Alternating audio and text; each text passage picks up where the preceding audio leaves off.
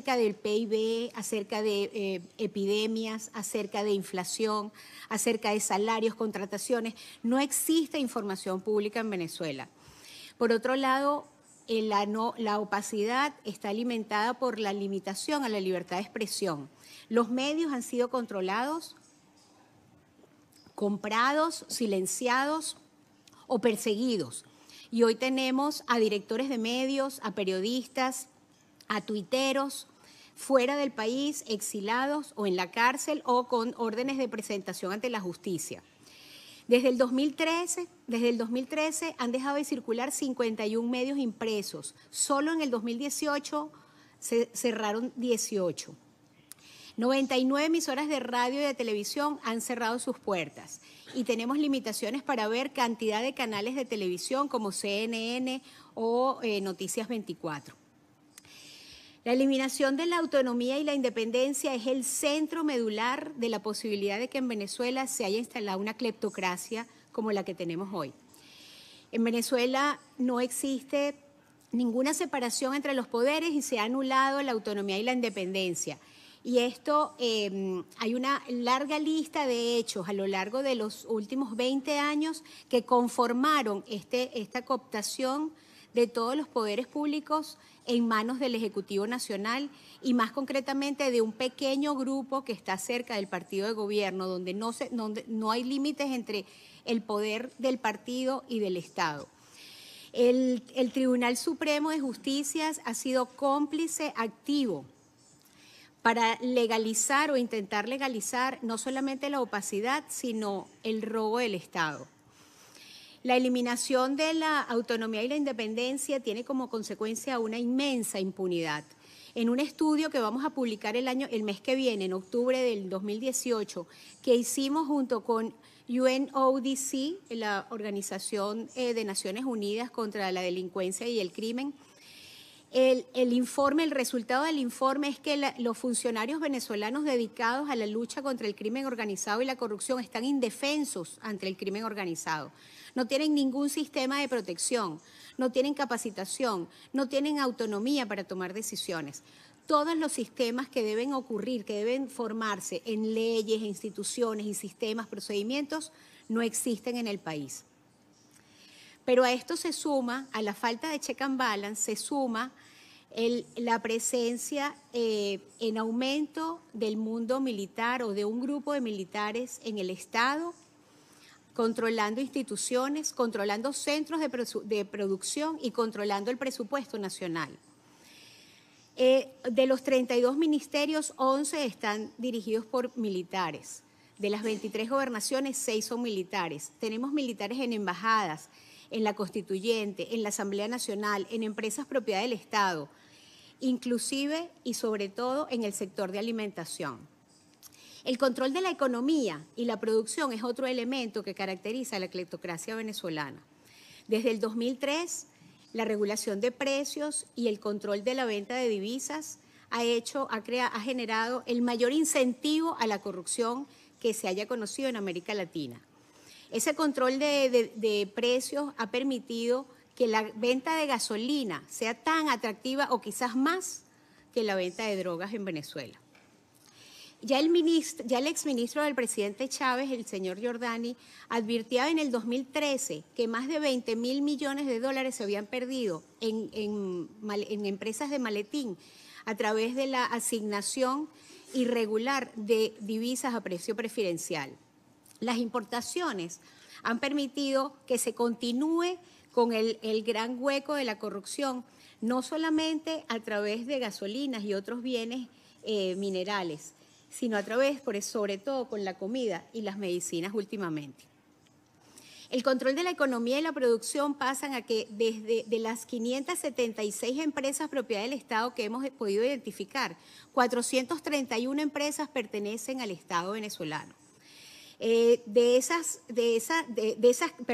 576, 431 se formaron, crearon o expropiaron durante el régimen del presidente Chávez y el gobierno del presidente Maduro.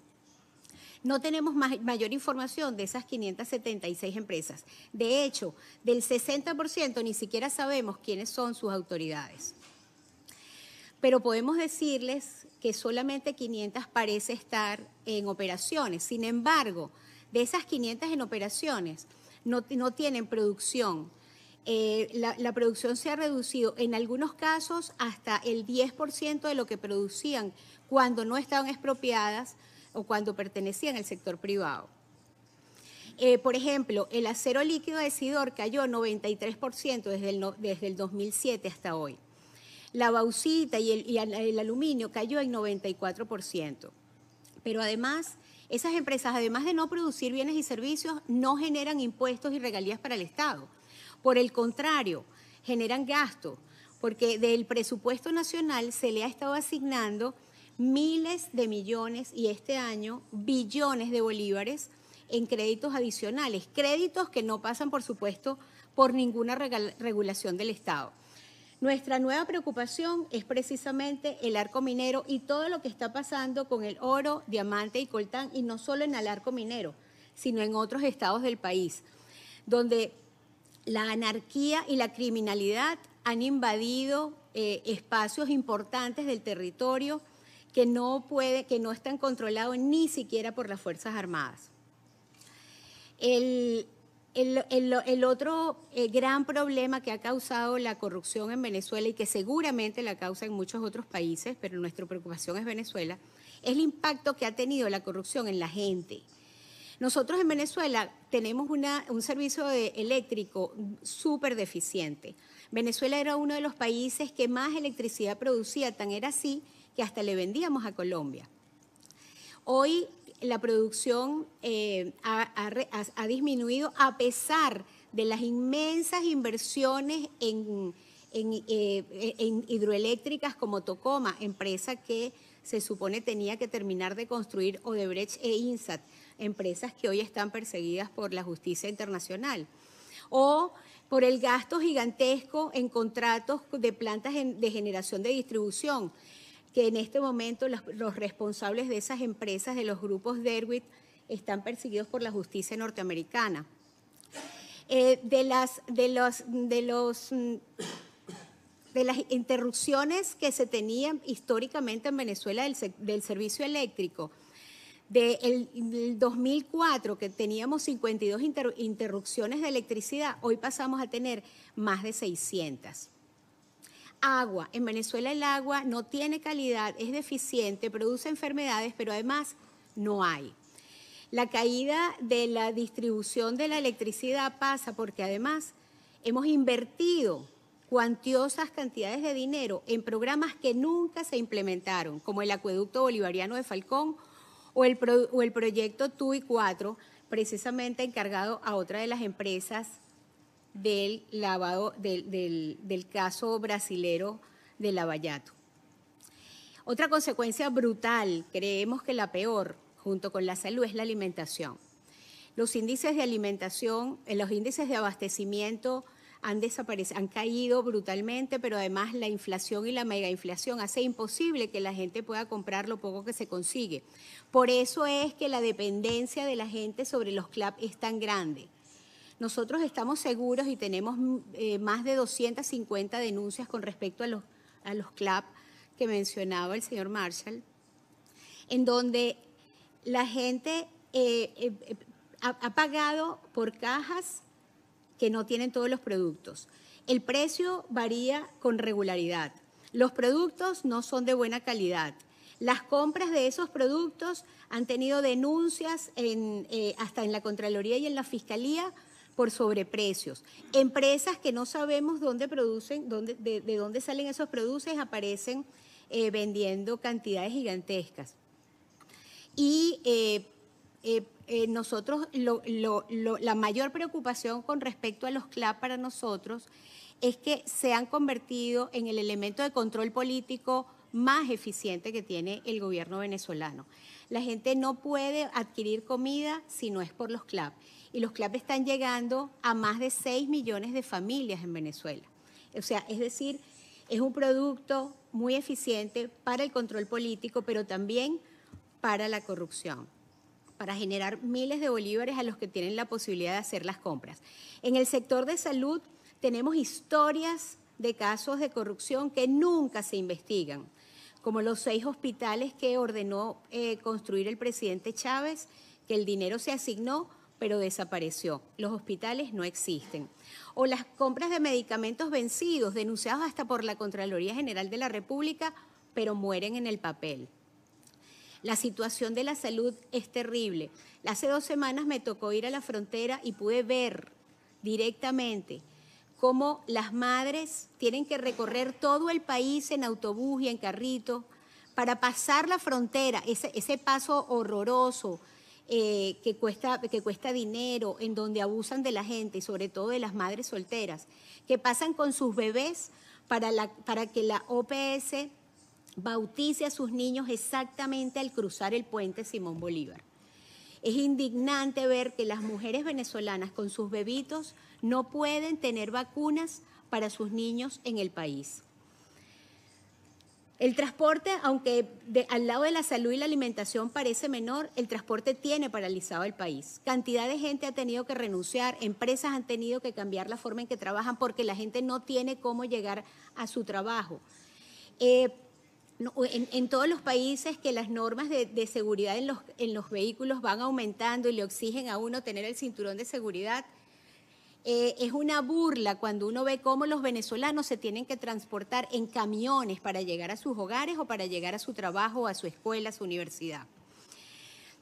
Y aquí quiero tomar un minuto para hablar el caso de corrupción más grande que creo que tenemos en Venezuela desde hace mucho tiempo y que tiene que ver con las 34 obras asignadas a Odebrecht a través de 43 contratos, de los cuales, gracias a diferentes mecanismos de sobreprecio, soborno para la asignación, sobornos para los pagos, y los adendan y complementos que ya suman 168 en las 34 obras, los montos ascendieron desde el monto inicial hasta el monto final hasta 926%, lo que supone que Venezuela está pagando muchas veces unas obras que además no se construyen, quedan inconclusas.